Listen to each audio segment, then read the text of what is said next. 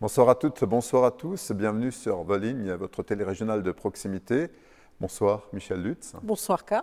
Vous êtes la maire de Mulhouse, vous êtes aussi en responsabilité dans l'agglomération, vous êtes une figure incontournable du Sud-Alsace, de l'Alsace on peut le dire aussi effectivement.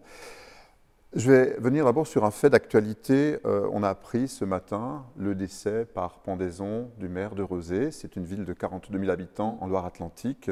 Un maire qui se pend dans sa mairie, ça choque forcément. Alors la question que j'aimerais vous poser finalement, est-ce que vous avez déjà eu vent de la détresse d'élus?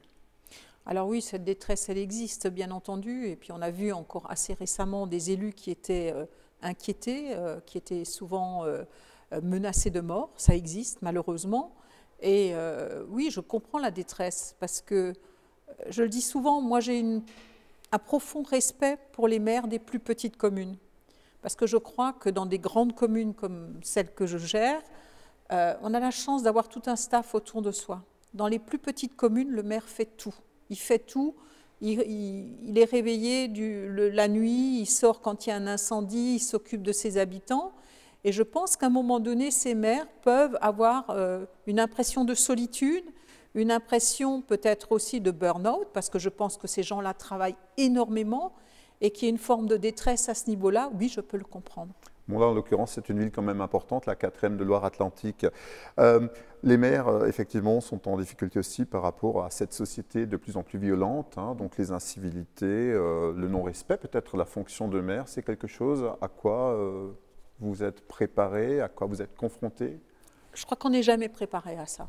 Parce que je pense qu'à partir du moment où on est dans le contact direct avec ses habitants, il y a parfois des gestes, il y a des expressions, il y a des choses parfois assez virulentes. Alors pour ma part, je dois dire que j'ai eu beaucoup de chance jusqu'à présent. Je n'ai jamais eu des expressions très violentes. Alors oui, les gens vous disent parfois les choses d'une façon pas très agréable, mais généralement, je dois dire qu'on respecte quand même la fonction, en tout cas à Mulhouse, mais que ça n'incite pas des gens à vouloir m'adresser la parole différemment. Mais tout ça pour dire, je considère que j'ai beaucoup de chance parce que je n'ai jamais été prise à partie d'une façon violente. Alors j'ai eu des menaces de mort, oui, ça aussi, il faut le dire, mais dans ces cas-là, on porte plainte contre X, on se prémunit aussi de certaines choses, mais physiquement, j'ai eu beaucoup de chance. Ça ne m'est jamais arrivé jusqu'à présent. On respecterait davantage une femme mère? Je pense qu'on respecte peut-être davantage la femme, on respecte peut-être la femme d'âge mûr aussi, parce qu'on ne s'adresse pas forcément de la même manière à une dame d'âge mûr que finalement peut-être une jeune femme, ou peut-être un jeune homme par rapport à un monsieur, mais je pense qu'il y a une forme de respect aussi par rapport à tout cela. Alors, l'actualité, c'est aussi quasiment un anniversaire. Il y a 2 ans, Mulhouse faisait la une de l'actualité avec ce qu'on appelait un cluster, hein, donc je n'aime pas tellement ce terme, hein, donc ce foyer d'infection. Mulhouse, donc, défrayant la chronique. Et donc, sous les feux de l'actualité, comment vous avez vécu cette période? C'est difficile de faire un retour sur cette période-là, parce que je me rends compte que finalement, beaucoup de temps a passé, les choses ont évolué, même si Covid est toujours présent. En fait, on vit cette période de minute en minute. On ne connaissait rien. C'était un rouleau compresseur viral. On était face à un mur, on ne savait pas ce qui se passait. Donc, quand on est face à un mur, on essaye de faire au mieux. Alors, on demande des renseignements à droite, à gauche. Malheureusement, il n'y avait pas de protocole, puisqu'on ne connaissait pas Covid. J'ai eu une chance inouïe, c'est que mon premier adjoint, Jean Rotner, est quand même médecin urgentiste dans sa fonction. Et ça m'a permis quand même de comprendre, au moins au niveau scientifique, ce qu'il était en train de se passer, que c'était un virus, comment ce virus pouvait fonctionner. Mais quant au reste, quant au quotidien, on applique juste des règles de bon sens. J'ai beaucoup utilisé aussi le principe de précaution en fermant des écoles, en fermant des bâtiments culturels. C'est aussi des journées 2 fois par jour à l'époque de cellules de crise, où on rassemble l'ensemble des directeurs pour voir comment on peut faire continuer à fonctionner une collectivité. On avait pareil des contacts journaliers avec les autorités préfectorales, avec les autorités de santé, mais on cherche des renseignements, et on essaye juste d'y mettre beaucoup de bon sens, essayer de comprendre, mais ce qu'on a appliqué le lundi ne valait pas pour le mardi et encore moins pour le samedi. Donc on découvrait d'heure en heure ce qui se passait et on essayait de faire au mieux. À Mulhouse, vous aviez aussi eu donc, ce terme qui est revenu souvent, la résilience, et finalement après le rebond. Vous avez beaucoup communiqué justement sur cette résilience et sur cette façon de rebondir. Aujourd'hui, 2 ans après, finalement, Mulhouse va beaucoup mieux. Ceci dit, je suis très fière des Mulhousiens. Je dois le dire honnêtement, parce que cette notion de résilience, elle s'est vraiment démontrée dans les pires moments qu'on a pu vivre. Et je crois que cette forme de résilience, attachée à Mulhouse, quand on regarde un peu l'histoire de cette ville, elle a sombré à un moment donné, il n'y a pas si longtemps que ça, avec la désindustrialisation. La ville aurait pu sombrer, elle n'a jamais sombré, elle s'est toujours réinventée. Et je dois dire que les Mulhousiens, dans ces moments mais très très difficiles, parce qu'il y a des gens qui ont vécu des choses terribles, je vous rappelle qu'on a eu beaucoup de morts à Mulhouse, qu'au début on ne connaissait pas les traitements, tout ça, ça a évolué. Eh bien écoutez, je dois dire que je suis très fière d'être le maire ou la maire des Mulhousiens, parce qu'effectivement cette notion de se réinventer, de continuer à vivre, de continuer à avancer, c'est vraiment traduit dans cette période-là. Il y a un certain nombre de chantiers aussi qui sont remarquables, devant la gare par exemple. Et là actuellement, donc, la démolition de la tour Adoma, c'est donc un nouveau quartier qui va naître du côté de la fonderie. Enfin, il est déjà en naissance. Hein. Voilà, il est déjà on va dire, au moins en transformation. Hein. Il y a une partie de la mue qui s'est déjà faite au niveau, je cite le KM0, je cite un restaurant comme le Nomade. C'est vrai que cette mue est déjà en train de se faire. Maintenant, il nous faut aussi inscrire dans le temps, inscrire dans l'urbanisme la jonction entre la gare et ce quartier de la fonderie. Parce que si nous voulons faire de ce quartier de la fonderie un quartier, on va dire, à connotation économique, il faut que l'économie arrive jusque dans ce quartier-là. Et le fait de démolir cette tour des Marronniers, puisqu'elle s'appelait comme ça, c'était quelque chose qui était prévu depuis 2012, puisque cette tour ne fonctionnait plus depuis ce temps-là. Alors après, c'est des gros moyens, il faut discuter avec l'État, il faut aller chercher des aides.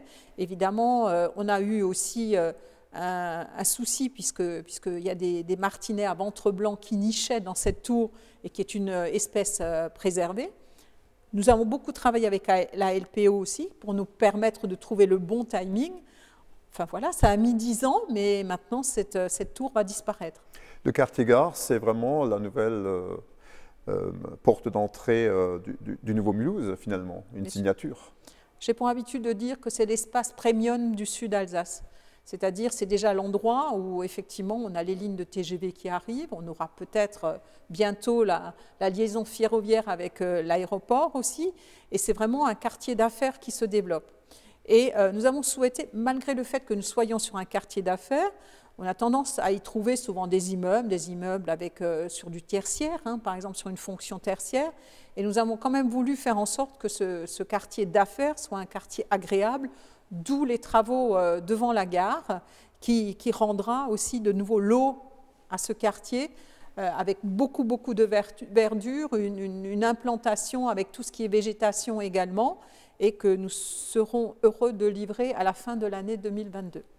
Alors, il y a aussi Porte Jeune à Mulhouse, hein, qui a connu des moments difficiles. On a l'impression qu'aujourd'hui, c'est un centre commercial qui retrouve finalement de l'intérêt. Ça attire des investisseurs, a priori? Absolument, puisque Mulhouse a le vent en poupe, hein, on le voit bien.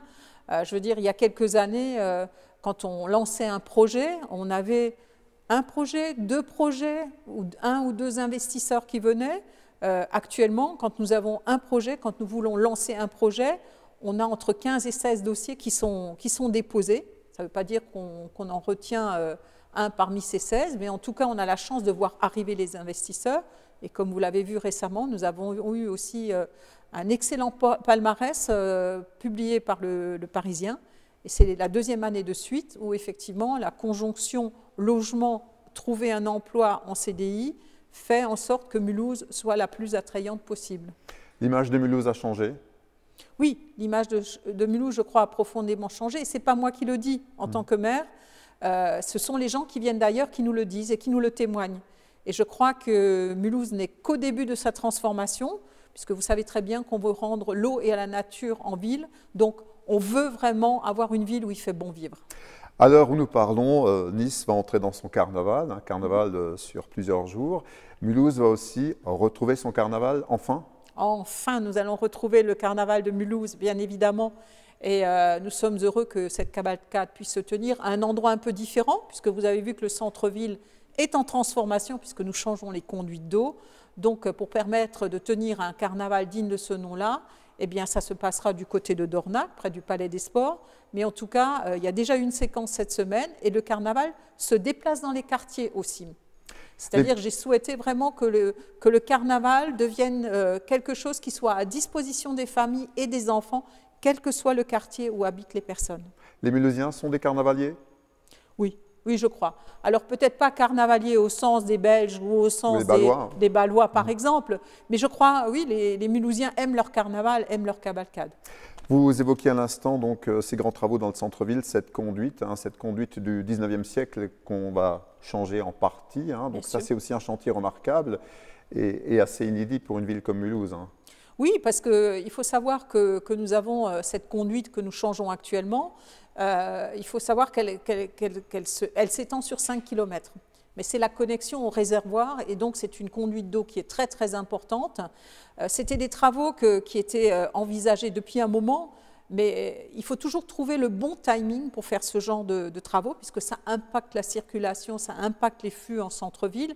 Et je suis très contente que nous puissions le faire parce que rappelez-vous, en 2016, la place de la Concorde ressemblait à une piscine. Et les dernières semaines, nous avions beaucoup de fuites d'eau également, une fois au Coteau, une fois rue Franklin.